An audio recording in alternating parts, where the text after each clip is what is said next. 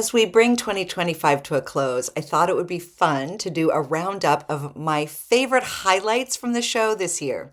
A best of 2025 kind of episode. And as I was pulling the clips together, it didn't take long before the episode was nearing the 2 hour mark. So I've decided to split this episode in two. This week, part one starts with clips about the philosophy of design or an overarching approach to how to think about home. And these are some of the most inspiring viewpoints that I've heard over the year. And I think you're going to be really inspired as well. And then we end with clips about three of the major products or materials that we bring into our homes: paint, stone, and fabric. And you're going to hear about where they come from and how they're made and why educating ourselves about the materials of design is so important. And really, I just think these stories are so fascinating. Now, in between parts one and two, I'm slipping off to Santa Fe because I don't know if you've heard, but I've written a book. I know, I talk about it all the time. I'm kidding. But anyway, yes, I'm going to Santa Fe for the last book event of the year. And while I'm there, I'm going to be able to do another in-person episode with Heather French, one of my favorite designers. Her home is going to be decked out for the holidays. So I want to make sure we air that as soon as possible while we're still in the holiday spirit. That'll be December 15th. And then on December 22nd, we will air part two of the best of. So, blah, blah, blah. I've gone on long enough. Okay, Sandra, just get on with it. Part one, here we go. In case you want to hear any of the full episodes from today's clips, you can find all of those links in the show notes page of today's episode over on slowstylehome.com. Okay, moving on. We are going to start with Olga Naiman, author of Spatial Alchemy. And I have to tell you, this is one of my all-time favorite design books. I say all the time about our homes reflecting where we've come from, who we are, and who we want to become. In particular, you say that self-worth is the gold that alchemists speak of. Some of us may know a little bit about alchemy. If you're a Harry Potter fan, it was talked about. What is it? What do you mean when you say spatial alchemy?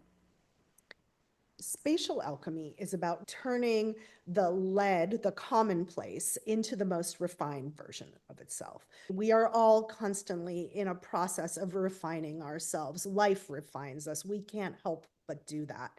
So, spatial alchemy is really about aligning your home with that process so that your home becomes a reflection of the person that you are becoming or the energies that you want to make real, pull out of your vision board and into the third dimension, into your everyday life. So, self worth is what plays into that. Mm, When you begin to see little places that you're neglecting yourself, little places that reflect unwanted patterns and outdated identities and things that you're not jiving with anymore, but they're still somehow taking up residence because you've stopped seeing them because hmm. you're so close, right? Absolutely. We We stop seeing all it. We do. We stop seeing the junk. We stop seeing the clutter. We stop seeing the hazards.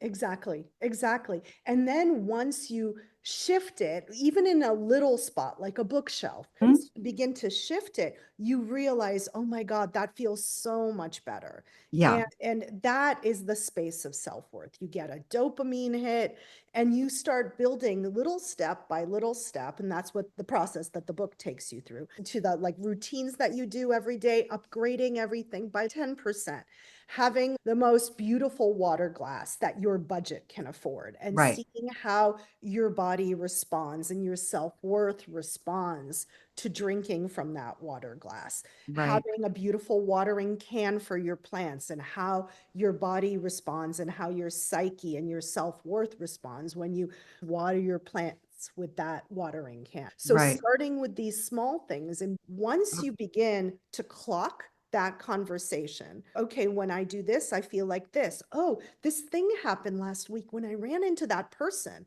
and that unexpected door opened this opportunity that I couldn't have even created for myself. Once you start linking that back to stuff that you did in your home, that's when you up level your own creatorship. And Yeah. that's really where spatial alchemy lives, helping someone not only do design, but become a more conscious creator of their 3D environment and their life. And now we move on to my conversation with designer Danielle Balanis. Listeners of this podcast hear me say all the time to develop an aesthetic, not a style category. And by style categories, I'm referring to things like farmhouse or boho or and I tend to feel like those things are very limiting actually, and they box us into one road, one view. I can tell that you do not subscribe to that whatsoever. So instead, I'd like to hear how you would describe your own personal aesthetic, because that's something else that I kind of work with people on is coming up with some language to express that mix of things. For me, I think I check a lot of boxes. And that's fun because the lines are blurred. And I don't think that we should try to put ourselves into one category. I think that is so limiting, and it's going to give you a very flat room or home. It's going to make it feel too contrived. It's going to make it feel like you tried too hard. And I think that's the whole name of the game, is just it's what you love, but it's also very effortless, and it's very comfortable, and it's very collected. So my aesthetic does tend to be more colorful, more maximal, and I think it's all the boxes. I love it all. And I think to each person, what you find beautiful and pleasing is going to be different. Yeah. So it's a very individualized thing. You do use the word beauty a lot. It clearly means something to you. And beauty is one of those words that is like a throwaway word, right? We all think we know what beauty is, but there seems to be something a little bit deeper for you in terms of the importance of it. Do you want to talk about that a little bit? It's a feeling, it's an emotion, it's something that's invoked when you're somewhere. I think it just becomes very sensorial, and the whole process is very visceral in finding our way into these spaces. Something else that you said, which is that beauty is found in the in-between spaces, darkness and light, jagged and smooth, whispers to a clamor. And that is such a beautiful way of describing the juxtaposition, the mix that I feel like is what truly constitutes a signature style, how one mixes things together. It's the how. Yes. That's so personal. It's the how. It is. Yeah. It is. And you used one of my favorite words, the juxtapositions, because that's what it is. Fire is created from friction. And so it's like when you have these two opposing forces, all of a sudden there's some electricity. There's something happening, and it's playing around. And you're gonna have to do a lot of trial and error to really get it right. I'm so glad you said play around, trial and error, because I say that all the time. You can't develop your eye unless you're literally moving things around, stepping back, looking at them. And you play. You, in your rooms, there's a lot of play that's going on. Yes, yes. My home is my lab, and I play, and I find out what works and what doesn't. Keeping with this theme of creativity, we will now hear from muralist and designer Bailey Lee. I talk a lot about creativity and how it can be learned. You can learn, at least from a design perspective, you can learn to train your eye for what works and what doesn't work, and how to work colors together or patterns together. For you, it obviously is instinctual. It is coming naturally to you. I'm wondering where that confidence comes from, because they are so bold, they are so unafraid. And where does that come from? When it comes to innate creativity, you really go into a zone. So you're not really focused on whether or not you're confident. You're really just trying to express something that comes naturally to you. And however it comes out, and you have to be willing to say to yourself, as long as I express this, that is all that matters, right? And so you'll get into that zone. And when you're in that zone, no one can pull you out of that. And the last thing that I think will pull you out of it when you're amidst it is what someone else thinks.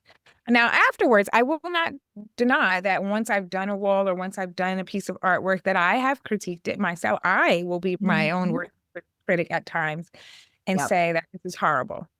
Okay.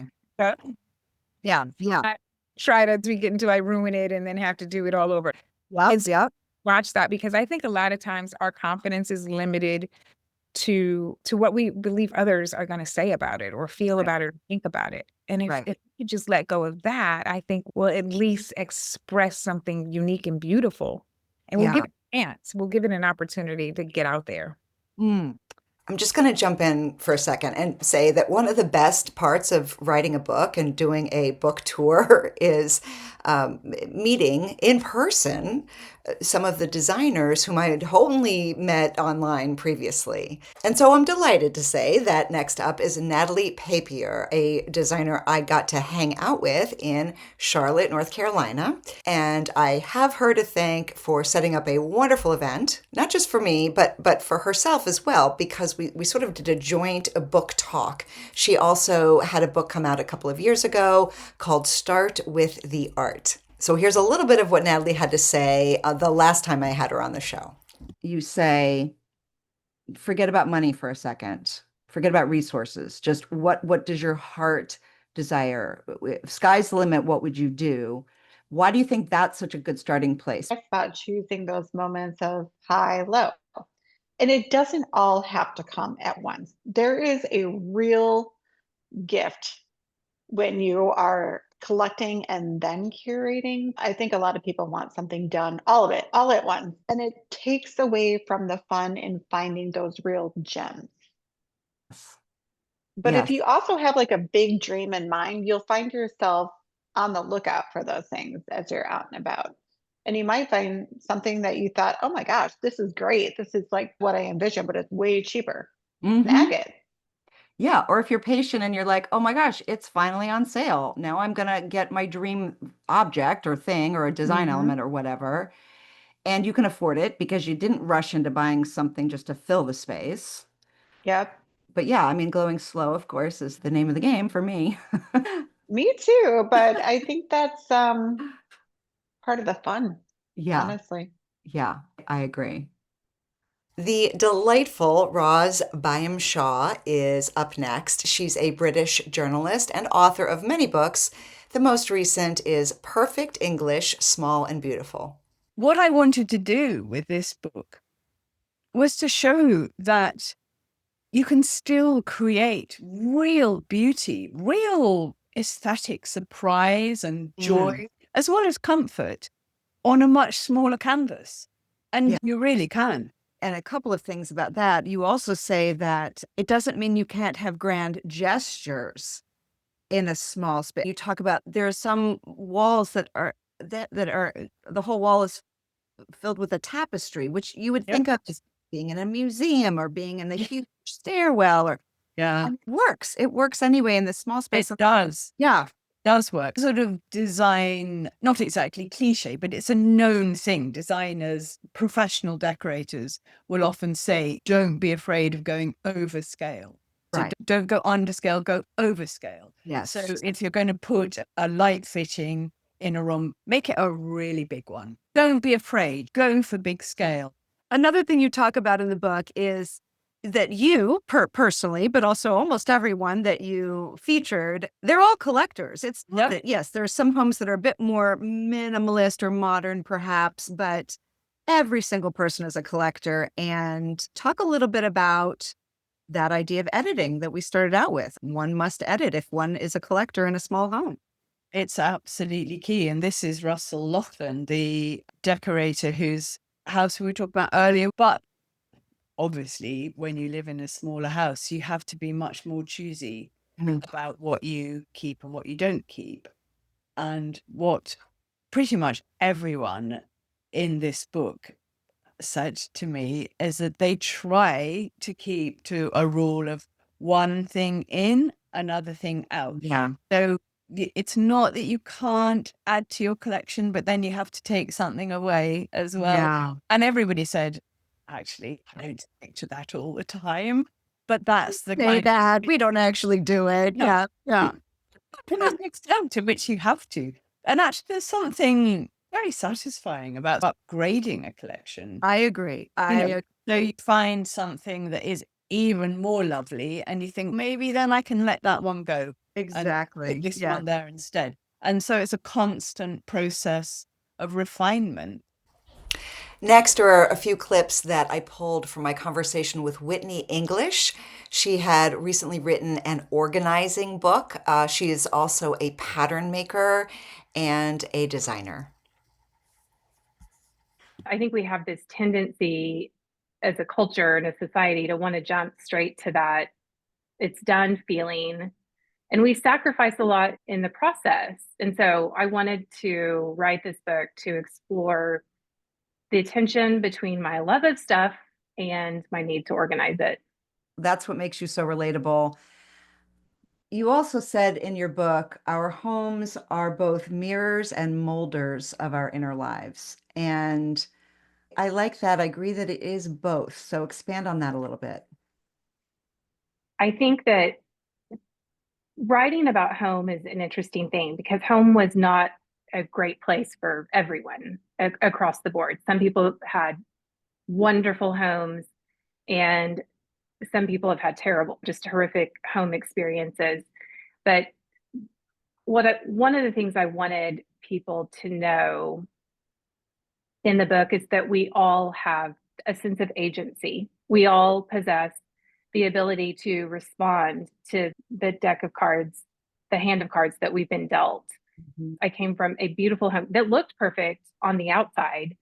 And I learned, because I lived through that, that's not the most important thing. I developed an appreciation for beauty and a love of stuff, but I really wanted to talk about how, as a mother, I have this opportunity to teach my kids through how we do home together, what it looks like to live in the world. How do I raise kids that have learned how to do home well here so that they can go out into the world and make the world a home for other people who might not have had the best experience with home?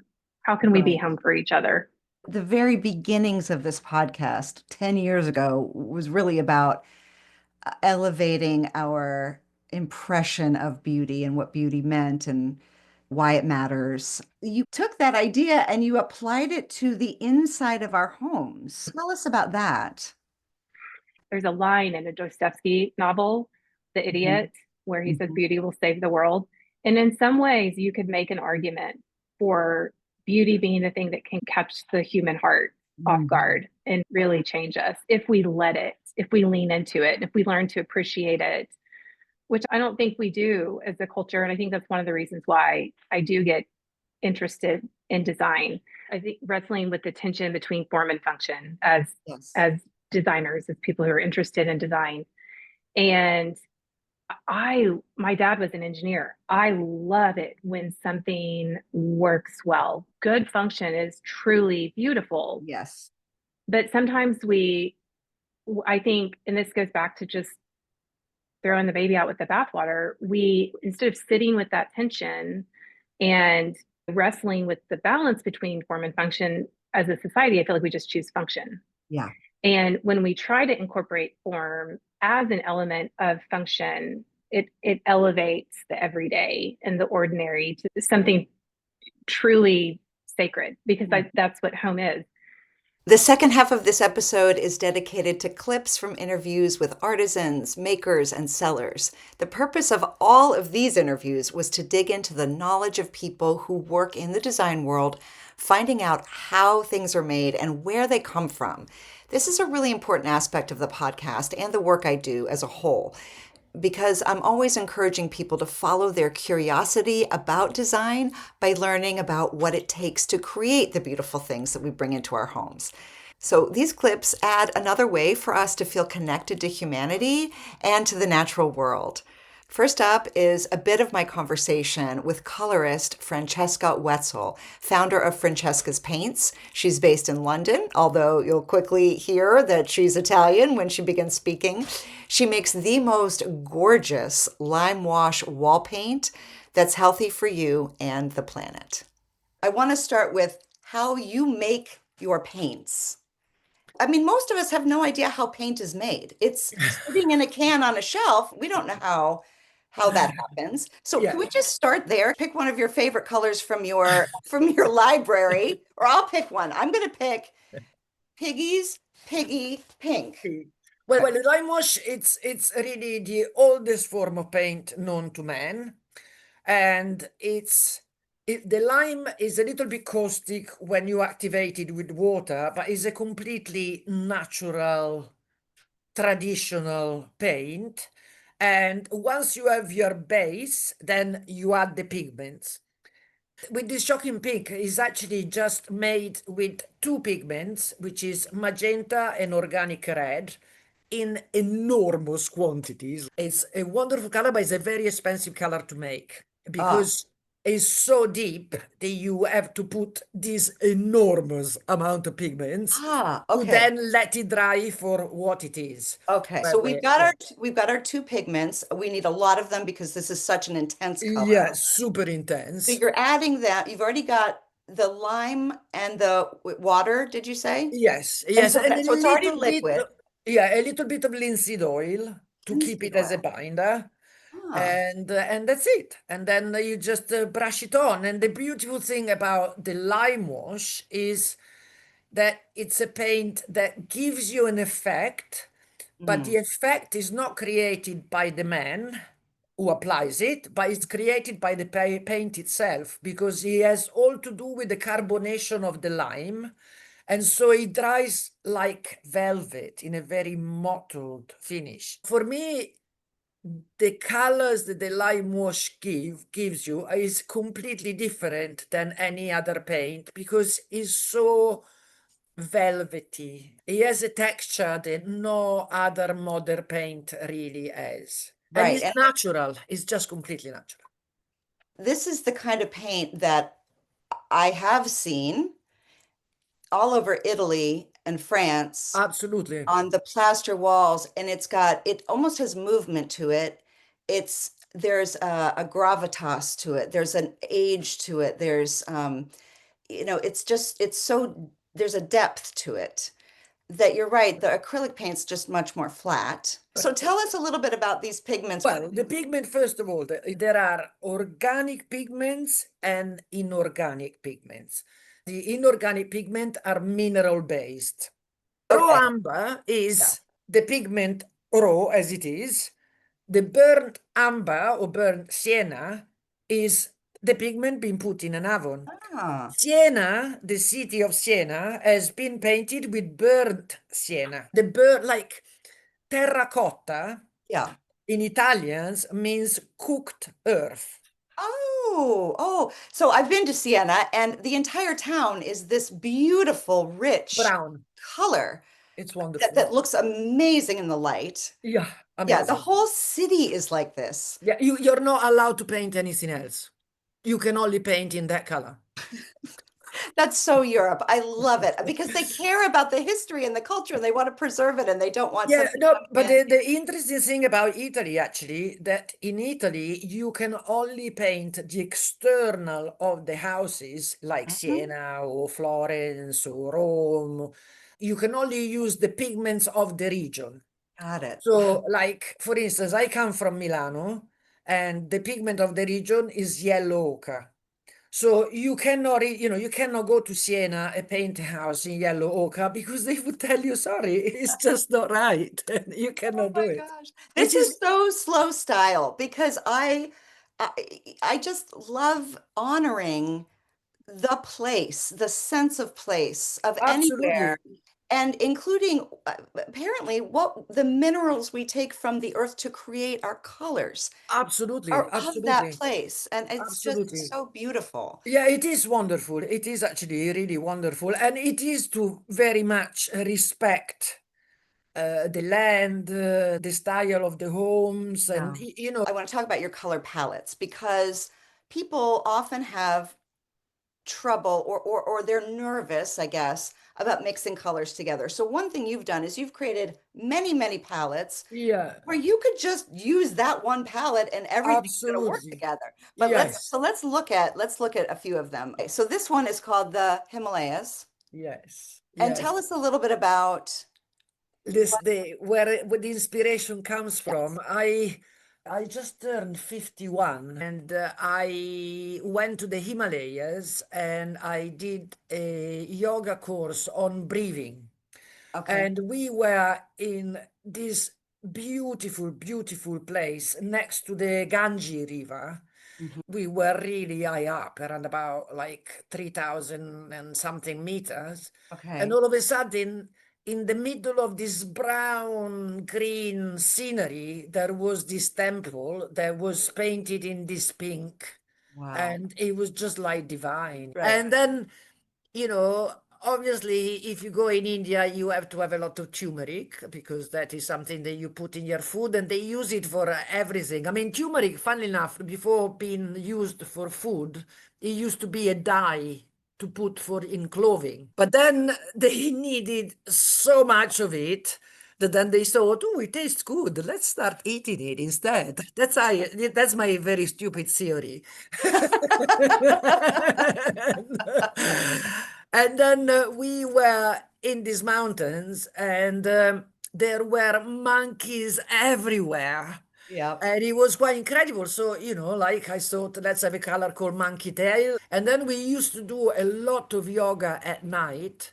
And the sky was just like, oh, it was amazing. There was this mountain in front of us, and one night the moon just came out, and it was full moon, and it was just like, one of these spiritual experience that you have that you just go, wow, it's just so then I had to have a starless night color.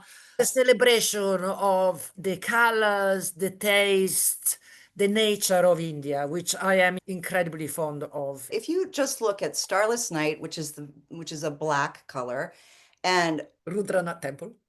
which is this bright, rich pink color, if we just had those two together, that would produce one sort of feeling. But because she's put all these other colors into this palette, that's what kind of calms it down. At least it does for me. That's how Absolutely, I see absolutely. Except from the Path to Ganga and the Himalaya salt, which are the lightest colors, all the other colors have pretty much the same proportion of pigments. So they all are of the same strength. Because I feel that when you create something, it has to flow. Moving from paint onto stone, Breda and Guy Kellner run the company Paris Ceramics. They source wood and natural stone primarily from Europe and bring it over to the US, where they create the most beautiful floors and countertops and mantelpieces. What are the main things that you create, and what is your deeper mission in terms of putting beauty out into the world? Yes, yes. Well, they're in this world, as we say, a lot of companies want to become bigger and they therefore become all things to all people, right? But we've stayed true to the mission of if it's handmade or if it's natural. Okay. So wood, stone, and then hand painted tile products, which are made out of natural clay. Guy, do you want to add anything? Yeah, the only thing I would add to it is what we don't want to do, what we are fighting against. And what Yes. we are fighting against is really porcelain, which is, in my humbled opinion, it's a trend, not a philosophy and not a direction. It might be in the world for the next 100 years, but it will not look like the stone on the step of the church in southern Italy or in north of France. When you walk up the stairs and you look at them and you can see the indentation into the stairs, and you said, oh my God, this is 500 years of people walking up the stairs. Porcelain would look exactly the same, and I believe won't be there in 100 years. It is cheaper. And, from a builder's perspective or from a cautious homeowner's perspective, aside from cost, there is no risk. You know exactly what you're getting. Yeah. I bought white bread from Thomas. Yeah. And I open it up and every piece is exactly white bread. Right. You buy a granular bread that's got walnuts and cranberries in it from the baker. Yeah, maybe every piece doesn't have the same amount of nuts and walnuts in it, Right, cranberries in it. right. So that's really what it is, that it's totally, totally predictable.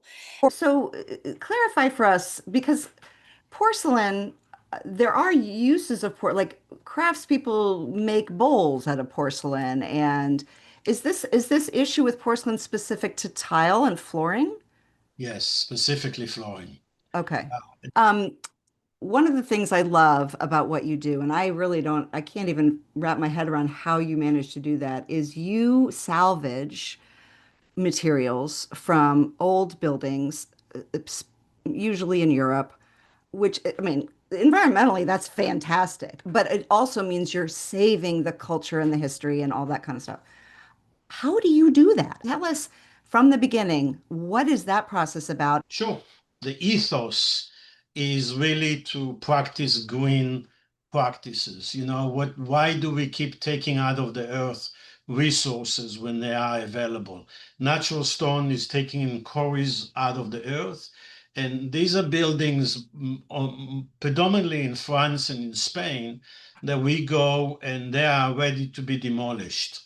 Mm. And we take the stone out rather than have it crushed and go to the garbage. Right. So the number one reason behind it is that we believe ethically that this is the right thing to do. Yeah. And about 20 to 25% of our business is in reclaimed materials. Wow. Yeah, we're not the only one that do it, but I believe we do it very well. As you can see, if you flip through some of the pictures, this is actual house that we took it out of. You will see the size of some of these slabs are huge, and they are 7 or 8 or 9 inches thick, some of them. So we bring, right, you can see it here. So we bring them into America in a container. We have a factory in Virginia, and we cut it. And then when you talk about craftsmanship, we have people that have been with us for 15 to 22 years that know how to brush this material, bring it to life and cut it to a smaller pieces that will fit into American homes and yet will have the real look and feel, the patina of what this was originally made for. This particular building was in France, but most of the checkerboards that we bring are from Spain. Oh, okay. So in Spain, 150, 200 years ago, the rich and famous would put checkerboard in an entrance hall. Yes.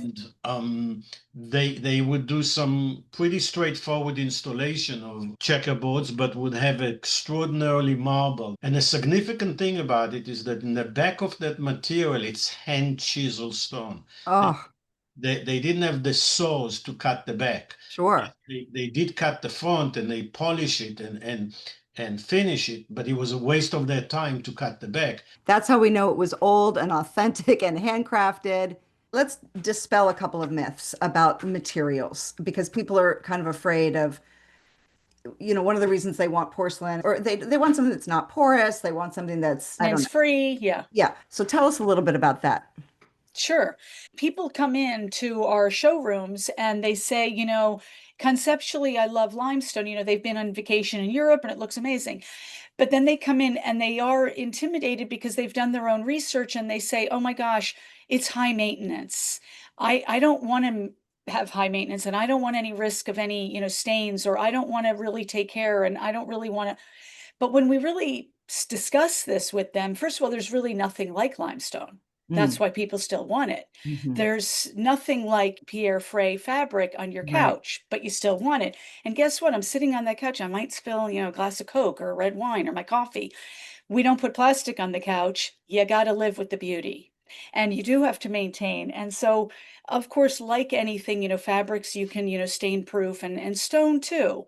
So we do advise, of course, to seal it, and that will give you lifelong beauty. But I do remind people that there is limestone in the streets of Spain, Portugal, France, all over the place for 700 years. Right. And right. it's still there. And when something breaks, they just replace it or they bond it together. It's all absolutely fixable. Everything is Yeah. fixable. Yeah. Even if you get a significant stain on it, guess what? You can call somebody in the next day and they can buff it out. And it also has soul and depth. Tell us the story you were saying about the berries falling down on a pad. Oh, yeah. Yeah. Yes. So I'll have a landscape architect, recent story, and these are every other week we have a conversation like this. Listen, I have a client and they want to put, natural stone out on their pool deck, and it is in Florida, and they've got, the weeping trees, and there's a couple berries on them and lots of berries. And they fear that the berries will fall off, and if it falls and it gets squished, it's going to stain the stone, right? Yeah, it's going to stain the stone. Oh, they don't like that. They're going to do porcelain. Okay, so they're going to do porcelain and live with substandard look of an entirely uniform, looks the same from day 1 to year 10, no character, no personality, or they're going to have some berries that are in the trees and now there's some squashed into the stone. I want berry trees because the berries are really pretty and the tree is really pretty. Yeah, the stone is just an extension of nature. Absolutely. It's all natural. It is the passage of time. It is style, it is evolving. Right. All of the things that I All of really the things. believe in. And that's how I want to live too. Okay, so we've touched on paint and stone, and we're going to wrap up with fabrics and wall coverings. Michael Silver is the creative director of Christopher Farr Cloth, a beloved British company who's about to open their first U.S. showroom in New York, and I can't wait to go there. This next collaboration that you've done is current, but I'm going to mess up her last name. Veronique Desoutre. She has a studio, an atelier in Lyon, and you go up the stairs, and it's this curvy, crooked stairs, and there are 4 women there working. What it is, she is sort of creating panels with rope and cord and different textures, and she glues them to these panels. And she would work with people like Cartier or Hermes, which will do their boutiques, either wall paneling or dividers. I said, wow, but we could translate this into embroidery. And we've been working with an embroidery unit in India, and it also has a bit of the interpretation of these Indian makers. Both Veronique and myself, we love because it is a step away from her exact design because we had to interpret it. Yeah. They brought something into it as well. And it was so exciting, that mixture of a designer and, us in the middle, and the workroom with their culture and making capabilities.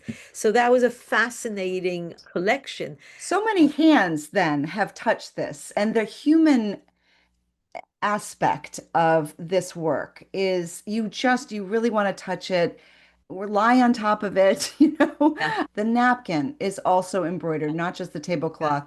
Here's an example. I guess this is a bedspread. It looks like these are, so that's what I meant by lying on it. I mean, I would just want to run my hands all over it. And again, the exuberance, this flower motif. Yeah.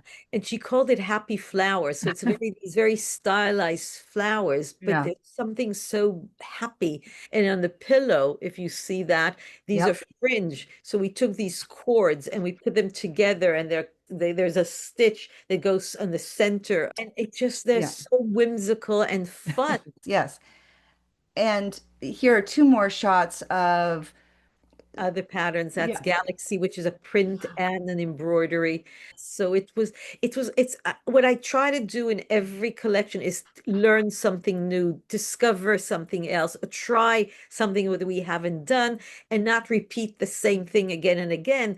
And I think we're really helped by working with different designers. So they bring their ideas, and when we start working on a collection with a designer, I'll never come and say to them, come and see the collection, go and see what we do, and then do a collection for us. I say to them, what are you interested in? What are you working on? What would you like to do? And I'll find a way to connect it to who we are and how we do that. And a way to connect it is by certain color stories. a way to connect it is by working with the same printer, the same weavers. So we have something about the smell. Like every restaurant has a smell. Yeah, yeah. Every print house has a smell and a way of doing things. So by working with those very small makers as well, that creates a cohesive element in our very eclectic collection. This next collaboration that you've done is current, but I'm going to mess up her last name, Veronique Desoutre. And I sort of came across her accidentally. I was looking Okay. at something and I came across her work. And when I saw it, I think on Instagram the first time, I thought those are embroideries. Yeah. And she has a studio, an atelier in Lyon, and you go up the stairs and it's this curvy, crooked stairs. And there are four women there working. What it is, she is sort of creating panels with rope and cord and different textures, and she glues them to these panels. Oh. And everything is a one-off piece. Oh. And she would work with people like the likes of Cartier or Hermes, which will do their boutiques, you know, either wall paneling or dividers. Once in a while, she'll work with interior designer and they will do a headboard. Oh, yes. I said, wow, but we could translate this into embroidery. And so it that's started what out we- as rope, which No. is a really interesting material that you don't hear tried much to, but about. Yeah. it was too stiff, so you didn't get the movement. And we developed this collection, which was so beautiful. And Yes. we've been working with an embroidery unit in India. Oh, wow. So Okay. everything is sort of hand guided. So it's half hand, half with a machine, but it's guided. So Yeah. they're doing one motif and it's not one of those big machines, it's like printers. So it still maintains that artisanal Yes. feel. And it also has a bit of the interpretation of these Indian makers. Both Veronique and myself, we love because it is a step away from her exact design because we had to interpret it. Yeah. They brought something into it as well. And it was so exciting, that mixture of a designer and, you know, us in the middle and the workroom with their culture and making capabilities. So that was a fascinating collection. So many hands then have touched this, and the human aspect of this work is you really want to touch it or lie on top of it, Yeah. The napkin is also embroidered, not just the tablecloth. Here's an example. I guess this is a bedspread. It looks like these Right. are, yeah. So that's what I meant by lying on it. I mean, I would just want to run my hands all over it. And again, the exuberance, this flower motif. Yeah. And she called it happy flowers. So it's these very stylized flowers, but Yeah. there's something so happy. And on the pillow, if you see that, these Yep. are fringe. So we took these cords and we put them together, and there's a stitch that goes on the center. And they're Yeah. so whimsical and fun. And Yes. I feel that at times people could be a bit concerned about pattern on a curtain or on a sofa, but they would be much more adventurous with a trim. Yeah, that's a great point. Absolutely. Yeah. Yes. And here are two more shots of Other patterns, that's yeah. Galaxy, which is a print and an embroidery. So it's what I try to do in every collection is learn something new, discover something else, try something that we haven't done, and not repeat the same thing again and again. And I think we're really helped by working with different designers. So they bring their Yeah. ideas, and when we start working on a collection with a designer, I'll never come and say to them, come and see the collection, go and see what we do, and then do a collection for us. I say to them, what are you interested in? What are you working on? What would you like to do? And I'll find a way to connect it to who we are and how we do that. And a Right. way to connect it is by certain color stories. A way to connect it is by working with the same printer, the same weavers. So we have something about the smell. Like every restaurant has a smell. Yeah, yeah. Every print house has a smell and a way of doing things. So by working with those very small makers as well, that creates a cohesive element in our very eclectic collection. This is a South African designer. He's a collector and he's very interested in arts and crafts. You'll see a lot of that in his work, and his colors are very earthy. And everybody always thinks of Christopher Farr as very colorful, and it's Right. but we have so many neutrals and so many textures to create a much more natural, earthy interior. And that's what he did. And he layered it with a lot of artifacts. And so Hubert Zandberg is the name of the designer. And Right. this is why I chose this, is to just show that not everything at Christopher Farr cloth is colorful, but the texture and the shapes. I also feel like there's a shape story going on here that is so dynamic. There's just the texture, the shape, the movement that you really see in the silhouettes of things I just think it's quite dynamic. And I love the patterns that he's chosen, the wall, the lampshade, the upholstery. I agree. And I think an interior really needs to always stay very personal.